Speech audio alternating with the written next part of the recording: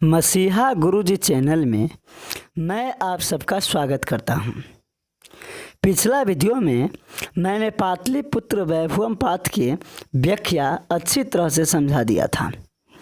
इस वीडियो में मैं पाटलिपुत्र वैभवम पाठ के ऑब्जेक्टिव प्रश्न उत्तर बता रहा हूं, लेकिन मैं रिकमेंड करता हूं कि प्रश्न उत्तर को अच्छा से समझना है तो व्याख्या वाला वीडियो ज़रूर देखिएगा। पहला प्रश्न है, गंगाया उपरि गांधी सेतु नाम देश महादेशस्य दीर्घतम सेतु अस्ति। गंगा के ऊपर गांधी सेतु किस महादेश के सबसे बड़ा पुल है? तो पाठ के अनुसार यह एशिया महादेश के सबसे बड़ा पुल है। आगे, पाटलिपुत्र नगरे प्रसिद्धम देश अस्ति। पाटलिपुत्र नगर में प्रसिद्ध देश है, तो आंसर हो जाएगा गोलघर। पाटलिपुत्र से नामांतरम देश प्राप्यते। पाटलिपुत्र के नामकरण क्या प्राप्त होता है? तो कुसुमपुर, फूल की नगर। अगला प्रश्न है, कौमुदी महोत्सव देश अति प्रचलित। कौमुदी महोत्सव कब अत्यंत प्रचलित था? तो गुप्त शासनकाल में। अगला प्रश्न है, पाटलिपुत्र से देश दिशा गंगा नदी पर बहती। पाटलिपुत्र के किस दिशा में गंगा नदी बहती है? तो उत्तरश्याम यानी उत्तर दिशा में। गोविंद सिंह सिख संप्रदाय से देश गुरु आसित। गोविंद सिंह सिख संप्रदाय के कैमा गुरु थे? तो 10वें गुरु थे। प्रथम गुरु गुरु नानक देव थे, यहाँ 10वां हो जाएगा आंसर। चलिए अगला प्रश्न है, ग्रामोयम महानगरम भविष्यति किसने कहा था? यानी गांव महानगर बनेगा किसने कहा था? तो यह बात जो है भगवान बुद्ध कहे थे। अगला प्रश्न है, पाटलिपुत्र किस प्रांत की राजधानी थी? तो पाटलिपुत्र बिहार की राजधानी थी। बिहार की राजधानी थी। अगला प्रश्न है, दामोदर गुप्त ने किस काव्य की रचना की? तो दामोदर गुप्त जो है वो कुतनिम ताक्य काव्य की रचना की। अगला प्रश्न है, मेगा स्थानीज पटना किसके समय में आया था? तो मेगा स्थानीज पटना चंद्रगुप्त मौर्य के समय में आया था। चलिए अगला प्रश्न है, पाटली पुष्पों के पुतालिका रचना के आधार पर पटना का कौन सा नाम है? तो पाटलिपुत्र के पुतालिका रचना के आधार पर पटना के नाम पाटलिपुत्र है। पटना में कौमुदी महोत्सव कब मनाया जाता था? तो पटना में कौमुदी महोत्सव जो है गुप्त वंश काल में मनाया जाता था। चलिए अगला प्रश्न है, पाटलिपुत्र पटना के नाम से कब प्रसिद्ध हुआ? तो मध्यकाल में। अगला प्रश्न है, पटना का इतिहास कितना पुराना है? तो अर्धसहस्त्र द्वय वर्ष यानी 2500 वर्ष।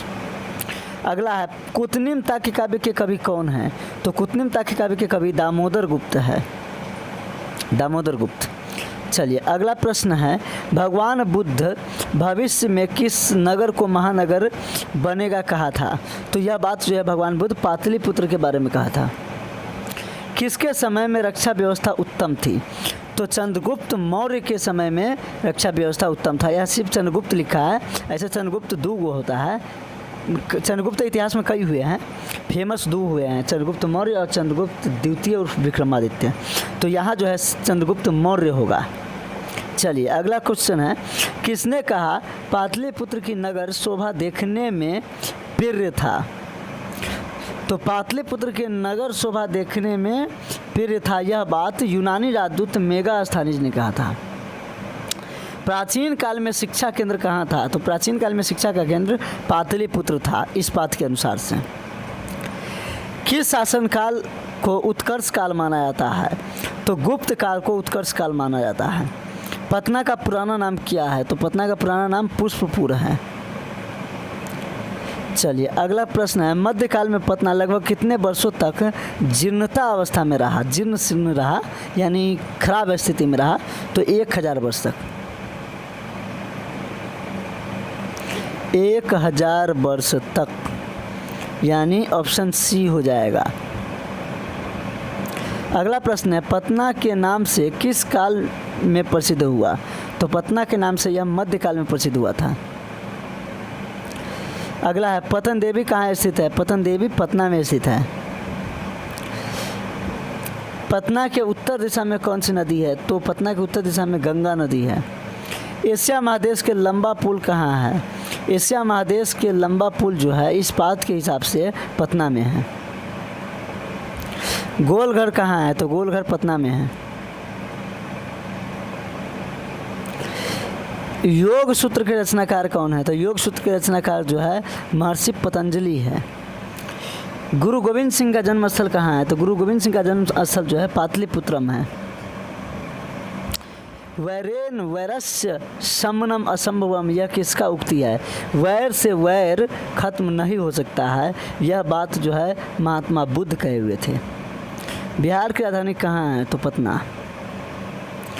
पटना किस नदी के किनारे है? तो पटना गंगा नदी के किनारे है। स्वर्ग से भी सुंदर कौन सा स्थल है? तो स्वर्ग से भी सुंदर पाटलिपुत्र है। गौतम बुद्ध के समय पटना का क्या नाम था? तो गौतम बुद्ध के समय पटना जो था एक गांव था, पाटली गांव, पाटली ग्राम। चलिए अगला क्वेश्चन है, मुगल काल में किसका उद्धार हुआ? तो पाटलिपुत्र का उद्धार हुआ। गोविंद सिख संप्रदाय के कैमा गुरु थे? तो 10वां गुरु थे। महात्मा गांधी सेतु कहाँ है? तो महात्मा गांधी सेतु पाटलिपुत्र में है। पाटलिपुत्र में कौन बार बार आए थे? तो भगवान बुद्ध बार बार आए थे। पाटलिपुत्र वैभव पाठ में किस नगर का वर्णन है? तो पटना का वर्णन है। कौमुदी महोत्सव किस अवसर पर दिखाई पड़ता है? तो दुर्गा पूजा पर कौमुदी महोत्सव जैसा अवसर दिखाई पड़ता है। पटना किस राज्य की राजधानी है? तो बिहार की राजधानी है। किस नदी पर गांधी सेतु सड़क मार्ग बना है? तो गंगा नदी पर। यूनान का राजदूत कौन था? तो यूनानी राजदूत मेगास्थनीज था। राजशेखर की रचना कौन सी है? तो राजशेखर की रचना जो है स्व काव्य मीमांसा है, यानी यहाँ पर काव्य मीमांसा दिया हुआ है तो वही होगा। कौमुदी महोत्सव किस ऋतु में मनाया जाता है? कौमुदी महोत्सव जो है जाड़ा में मनाया जाता है, शरद ऋतु। पटना नगर की पालिका देवी कौन है? तो पतन देवी। सरस्वती का कुलगिरी कौन सा महानगर है? तो पाटलिपुत्र महानगर। परिभूत पुरंदर स्थान की संज्ञा किसे दी गई है? तो परिभूत पुरंदर स्थान की संज्ञा पाटलिपुत्र नगर को दिया गया है। सिख संप्रदाय के 10वें गुरु कौन थे? तो गुरु गोविंद सिंह थे। अगला है, कुतनिम ताके काव्यम कस्य कवि रचना अस्ति? तो आंसर हो जाएगा दामोदर गुप्तस्य, यानी कुतनिम ताके काव्य की रचना कौन कवि किया था? तो दामोदर गुप्त। पाटलिपुत्र कस्याः नद्याः तीरे अवस्थितम अस्ति? पाटलिपुत्र किस नदी के किनारे स्थित है? तो गंगा। चंद्रगुप्त मौर्य से काले अस्य नगर से रक्षा व्यवस्था की दृष्टि आसित? चंद्रगुप्त मौर्य के समय में इस नगर की रक्षा व्यवस्था कैसा था? तो अति उत्कृष्ट, अति उत्कृष्ट। राज्ञा अशोकस्य समय अस्य नगर से वैभव की दृश्यम आसित? राजा अशोक के समय में इस नगर की वैभव कैसा था? तो सुतराम समृद्धम, अधिक समृद्ध हुआ। काव्य मीमांसा नामक ग्रंथ कह लिखत? यानी काव्य मीमांसा नामक ग्रंथ कौन लिखा था? तो राजशेखर होगा, शेखर से लिखा गया है, शेखर विसर्ग होगा यहाँ पर, राजशेखर। तो ऑब्जेक्टिव प्रश्न पूरा हो गया और प्रश्न उत्तर जो होता है पाठ के किताब के आधार पर प्रश्न उत्तर जो है सिर्फ ऑब्जेक्टिव भी पूछा जाता है। सब्जेक्टिव में हिंदी वाला प्रश्न पूछता है 12 प्रश्न, जिसमें 8 का जवाब देना रहता है 16 नंबर का। तो सब्जेक्टिव प्रश्न हिंदी में पूछता है, जैसे कि सिख संप्रदाय के लिए पटना क्यों महत्वपूर्ण है, भगवान बुद्ध ने पाटलिपुत्र के बारे में क्या कहा था, ऐसा 3-4 क्वेश्चन होगा। तो ये क्वेश्चन जो है आप लोग व्याख्या वाले वीडियो से खुद समझ जाइएगा। फिर भी आप यदि हमसे जानना चाहिएगा तो कमेंट कीजिएगा तो हम जो है हिंदी वाला क्वेश्चन जो सब्जेक्टिव है उसको हम PDF में डाल देंगे। अगला पाठ हम अगले वीडियो में डालेंगे। जय हिंद, जय भारत।